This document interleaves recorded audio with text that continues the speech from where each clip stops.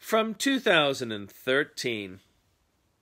The White Australia policy was initiated by protectionists with support of the ALP. It was eventually ended by the Liberal Party with the opposition of the ALP. Something worth remembering while looking at the extreme act of bastardry of what the wharf unions in striking and leaving vulnerable POW returnee soldiers stranded in dire circumstances. After all, the unionists had reason to fear capable, hard-working men coming from overseas and looking for work opportunity. One must look at both sides of the story, so I include the wharfist viewpoint. In keeping with the ABC policy of showing both sides of the argument, I note the ALP had union welfare and needs at heart, and had first abandoned the soldiers overseas before delaying their return. ALP had stranded men in Singapore, failed to mount a rescue when invited to do so, and obstructed investigation of friendly fire.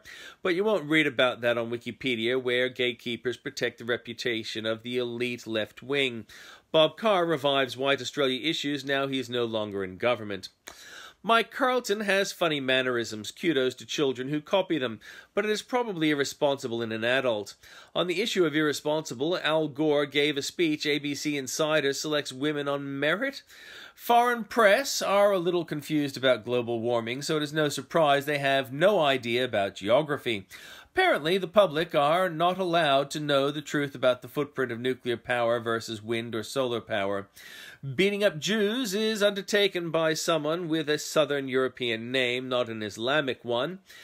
Greer is paid millions of dollars for old notes, and I'm struggling to give away encyclopedia. I'm sure the money would have been put to better use. ABC interviews Milne on global warming and fails to correct any of the lies.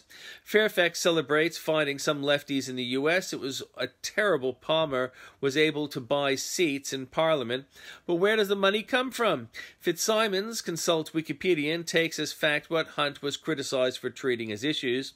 Religious extremists believe in global warming, with their religion being the worship of wealth redistribution. But the faith of Forrest is questioned despite its sincerity and effectiveness. At worst, Forrest's faith is in nothing but good manners. At best. That's it for today. If you come by